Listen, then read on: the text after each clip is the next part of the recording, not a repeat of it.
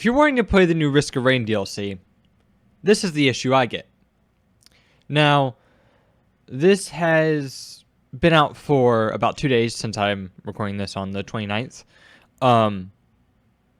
There's a bunch of issues with this DLC, and all mods are broken. So I have to look and see. I've made a few mods, so I have to say, oh shit, can't use these right now. So that's why I'm kind of looking at it like that. But also, you can really see how rushed or unpolished this DLC is. And I'm just going to give you my thoughts about it and how it works if we can actually get in game. Now, to actually fix this 3% here, first of all, have to Alt F4. Second of all, have to go into my library, go to properties, and verify. It's going to say 1 to 3 files are missing. It'll be 1 or 3, and it'll reacquire it. And then I have to launch from the File Explorer and have Steam Overlay off. Like right here, Steam Overlay's off. Some people is just turn Steam Overlay off. Some people is just load to the director. Some people is just verify once and you're good. I don't understand. I really don't understand what it is.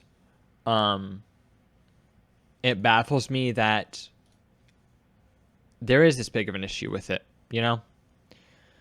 But yeah, once we get in, I'll talk to you more. Okay, so after 10 minutes, I got in. So every time I load, it is stuck at 3%, right? To fix this, you have to go into your Steam, go to properties, and then this button right here is like verify integrity of game cache, right? So under install files, this button right here.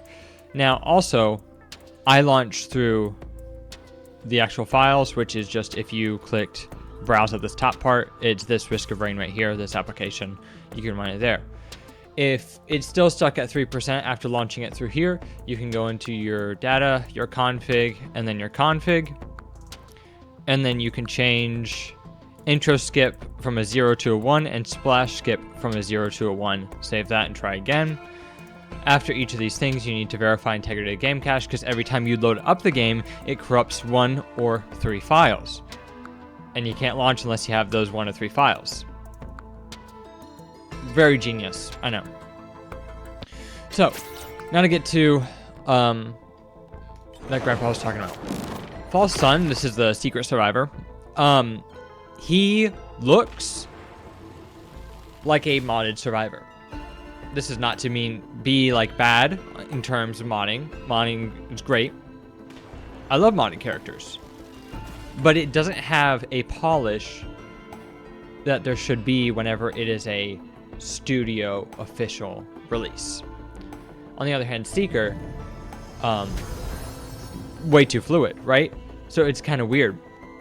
Chef is just kind of whatever, but I'll show you what I mean with False Sun. False Sun is by far the strongest character in this DLC. Hang on, I gotta do this real quick. So in case you don't know, everything is now tied to frame rate. Here's a video right here of that. You can see the loader fucking zooming across the map at 400 plus FPS, right? Which makes the game easier at 60, harder at unlimited. So I'm just going to set at 144 just because I can. Whatever. But because your frame rate is higher, the game's going to be harder, which means Monsoon is harder. So that's good for people that wanted that. But just looking at this character, this character most reminds me of Paladin. That's not to mean anything bad on the Paladin creator, I promise. Just, if you look at these animations, this is his swinging, right?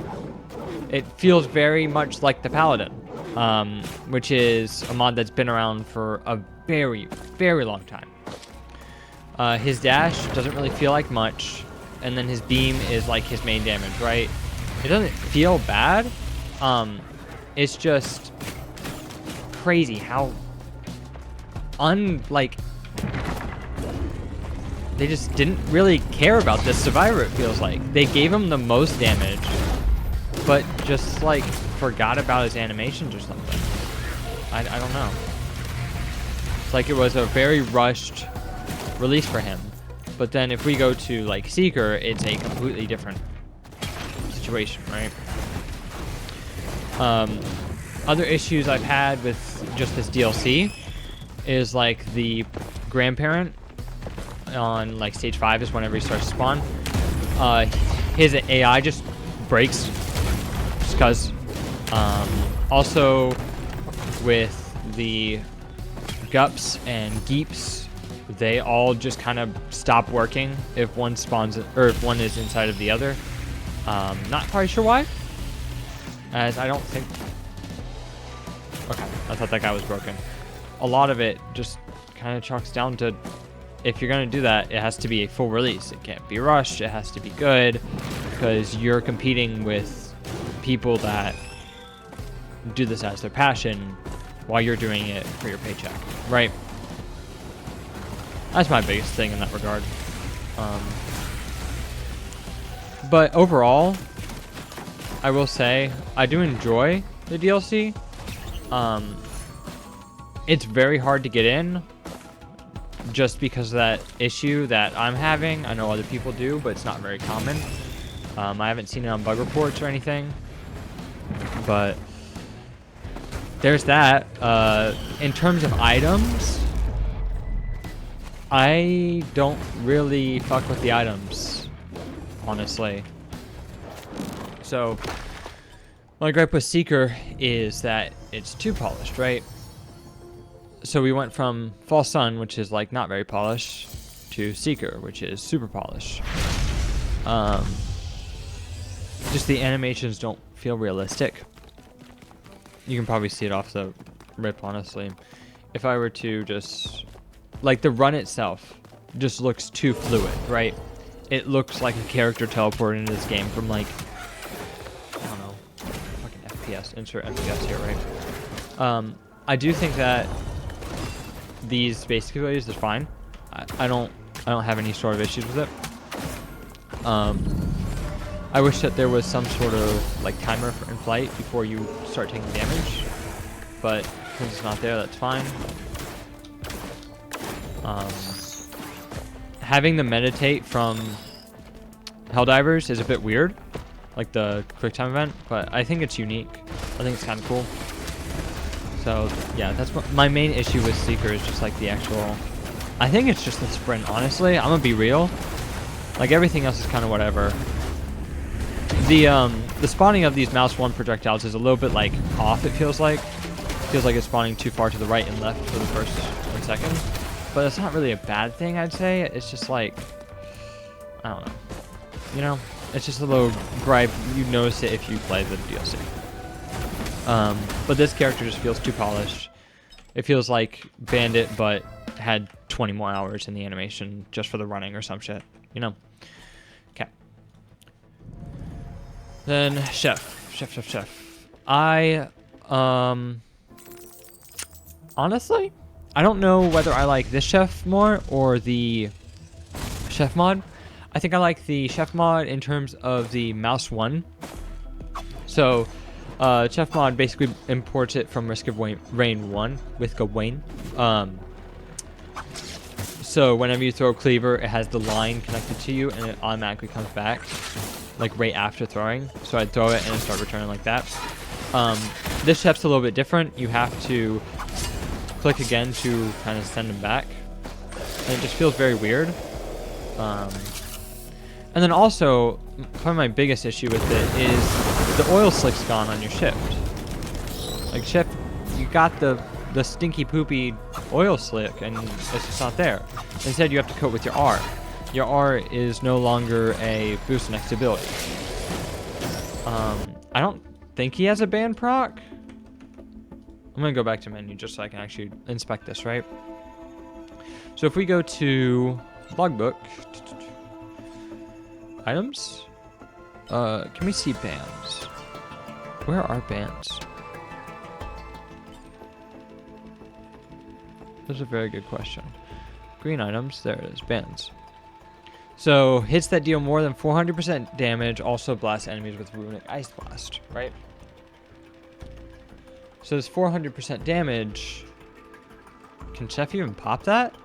Or is it like Commando where you need a shuriken or something? So we're looking for 400% damage, right? Cleaver back is 375. Scorch for 600%. Okay. So, but that's over the entire thing. So I don't think that works. Your roll is your only thing. Yeah, in one hit, your roll is the only thing that can pop bands. Okay. This Warped Echo, this is one of the new white items.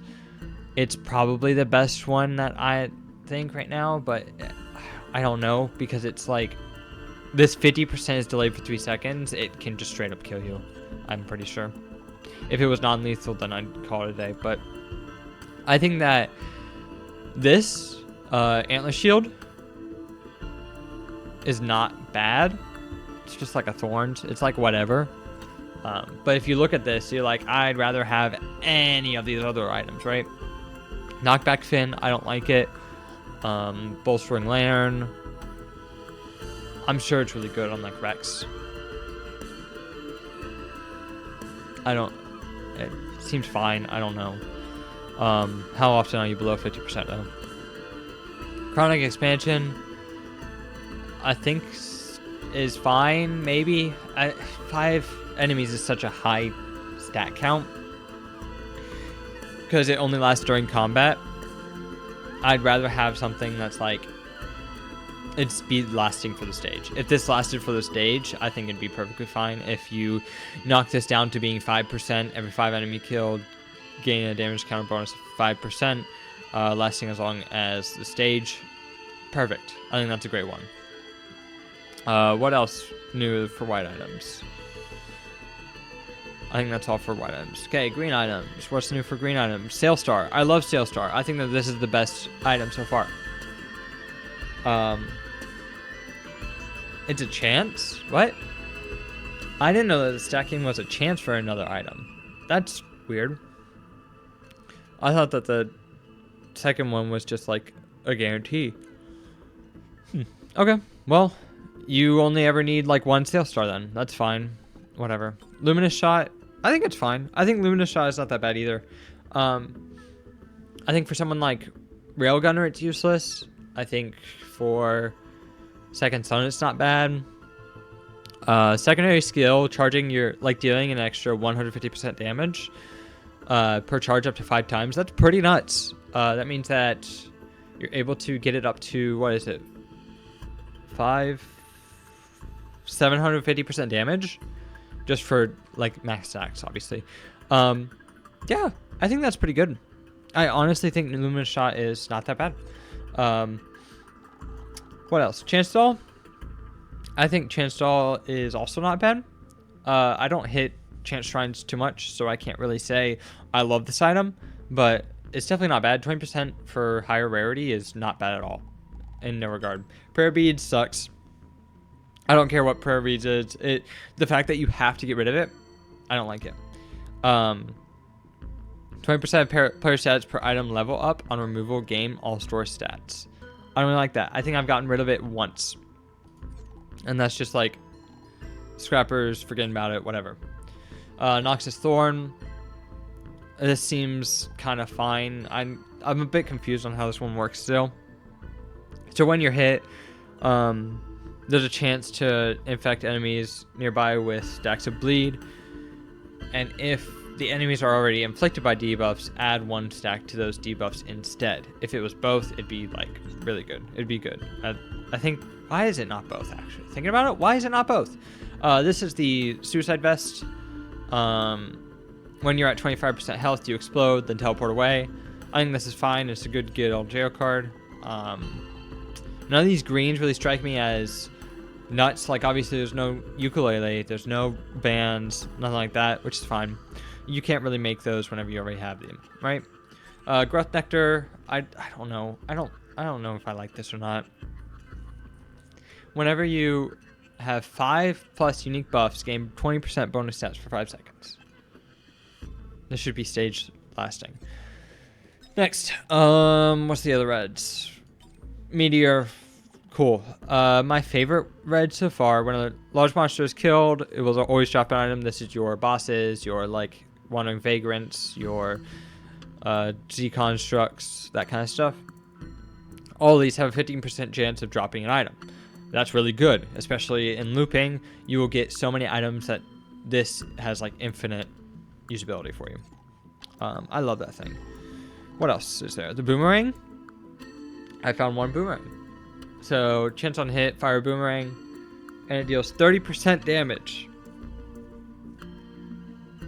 What's President's Disc? Killing 4 enemies in 7 seconds.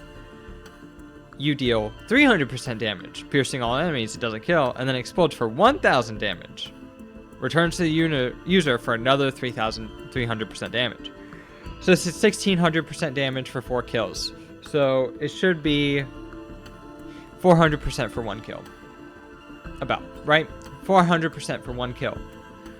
15% chance on hit for 30% damage, stunning all enemies hit. Okay, so this may be actually closer to an HEG.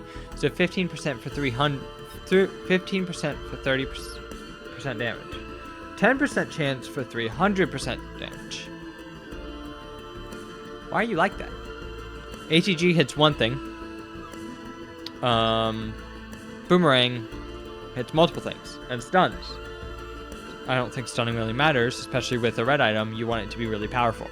This should probably be 150% chance with 150% damage while keeping that 15% chance, I'd say. I think that'd be a good balancing change for it. But whenever I got this, I forgot that I had it because it's doing like 0 damage, right?